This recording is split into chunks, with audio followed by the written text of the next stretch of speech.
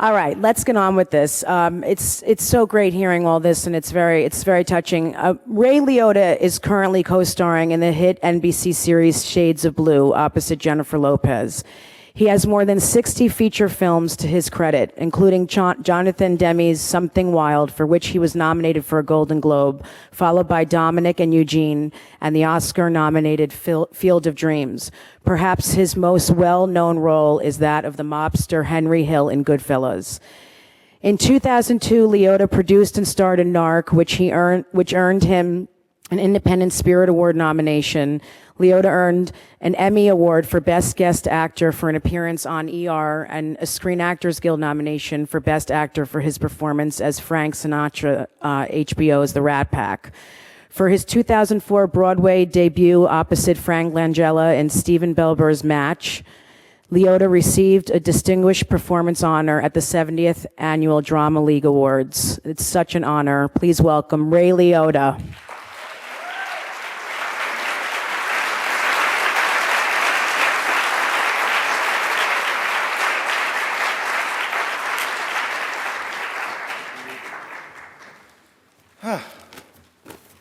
Poor Rose. She's been nervous about this since the day she found out she was getting this award. I get nervous too. Well, I can't really say that I know Rose Chatterton. I worked with her on season 1 on Shades of Blue. But what I do know is that she loves her job. She loves hair. I've never met anyone who was so knowledgeable about what it is that they do.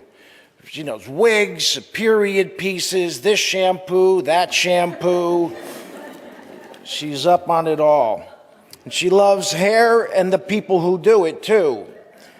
She loves them so much that she became the president of the local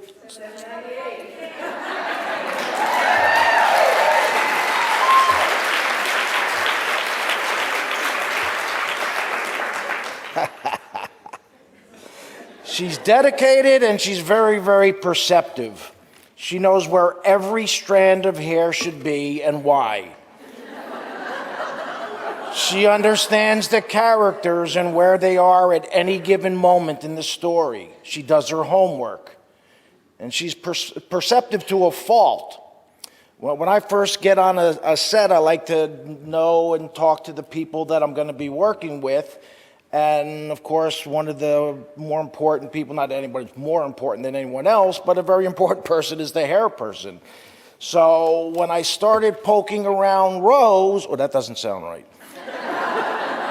When I started poking around, my go-to question when it comes to hair is I started asking, well, what salon did you go? And Rose, she just shut me right down. She said, in Rose's only way Rose could talk, don't worry, I know how to cut hair. Because that's exactly what I was poking around with. You know, because sometimes hair people, not in this union, but other unions, they don't know really how to cut sometimes, which blows my mind. It's true. As a matter of fact, this is so true that in Rose, my hair is great on the show. And my hair is so good that literally, this is the God's honest truth, it got picked, when we were getting reviews, people would talk about my hair. Nothing about my acting, but my hair. And it was because of Rose. I worked very hard at putting a character together. And she's right there with me, beat by beat. She knows my characters almost as well as I do. And that's probably because she is one. Rose is a character. Let's see some of her work.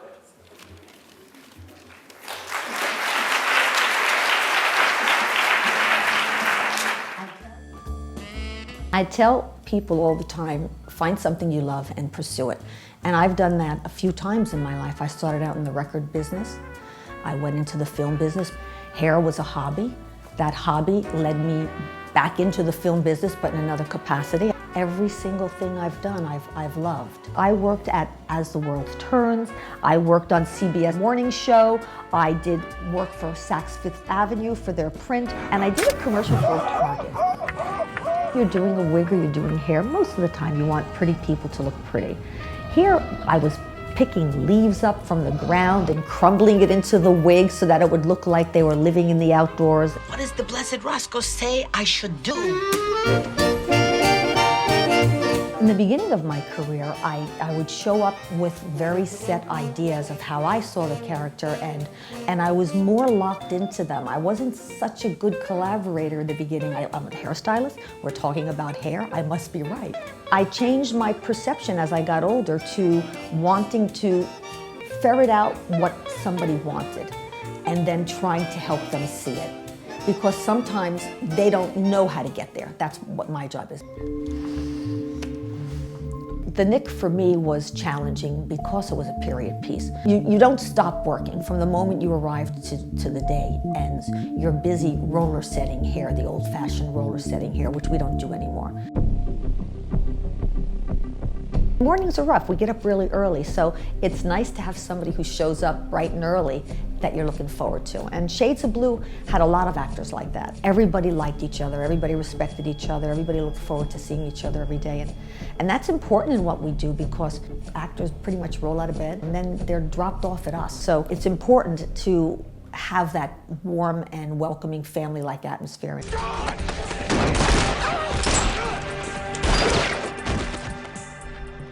Indiana Jones shot, I think, all over the United States. And when they shot in Connecticut at Yale University, I was the person in charge of the background. I had 16 hairstylists under me. It reminded me of Geppetto's workshop. You know, there were just hairstylists lined up along 3 walls and a line that never ended of people waiting to go through the works. And I don't normally do background, but that was one of those opportunities where I thought, this is going to be a lot of fun. I want to be a good archaeologist. You gotta get out of the library! And I was right, it was. If I had to choose between film and episodic television, I would have to say I love working on both. But I prefer episodic because it has a faster pace. In film, a lot of times you get actors ready in the morning and then you're just watching the set to take care of continuity. And in episodic TV, in the course of a day, you're shooting 8 pages, you're changing from scenes, you're changing hair, they're changing wardrobe. So I find myself more engaged.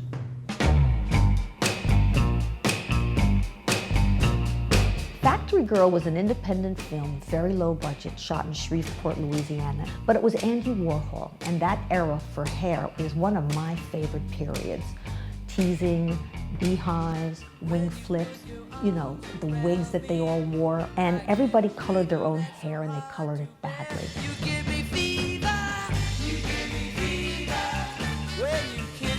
Overall, I go to work when I'm starting a job with a photo library in my iPad of all the period looks, of all the hairstyles. So to prepare for things, I'll show up with as much research as possible, showing it to the creator, the director, the producer, the actor, the costume designer. I've learned from being in the hair salon to being on the set, working with actors. When it comes to hair, it doesn't matter if you're a man, if you're a woman, or you're a child. There's no difference. Everybody who looks in that mirror sees something that you don't see. And I don't think that there's one easier or one more difficult to do. They're all very specific.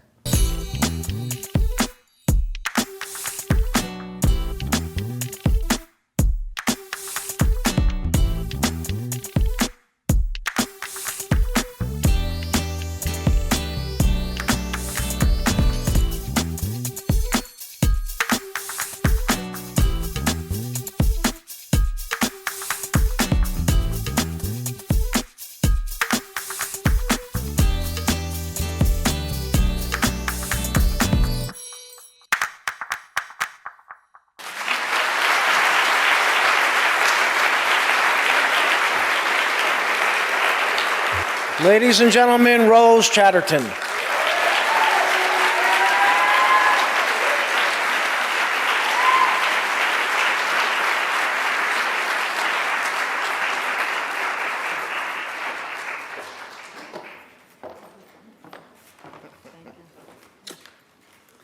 This is where I envy actors. They have this memorized already. Thank you, New York Women in Film and Television, for honoring me tonight. I'm very touched to be one of this year's recipients and to be included with all the past recipients. And thank you, Ray, for coming out and doing this tonight. In 2 days, we start shooting our season 2 of Shades of Blue. So while you all see Ray Liotta, thank you. I'm looking at Lieutenant Wozniak because I already know he's doing lines.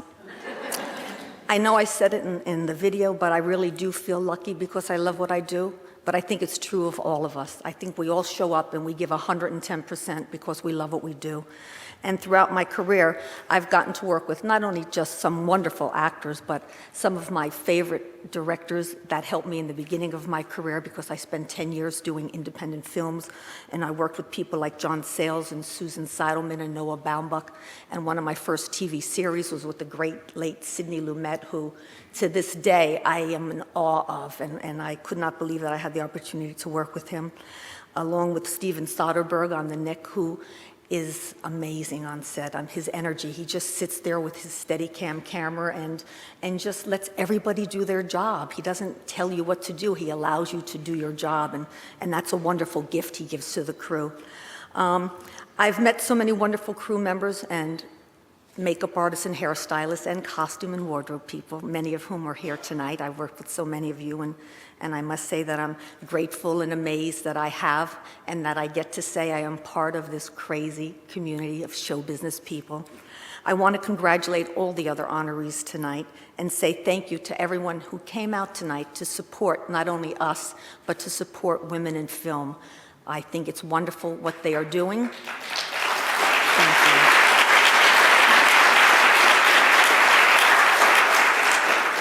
And I know over the past few months that Terry and so many people have been working tirelessly to put this on tonight, and I'm really touched and honored that I was asked to be here. I don't think I'm ever going to forget tonight, but I also know I'm not going to forget this year. I think it's going to be a historic year for women, and just like our president,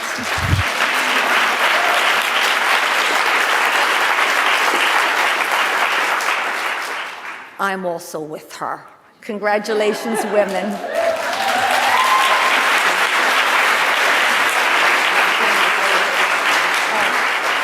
My award.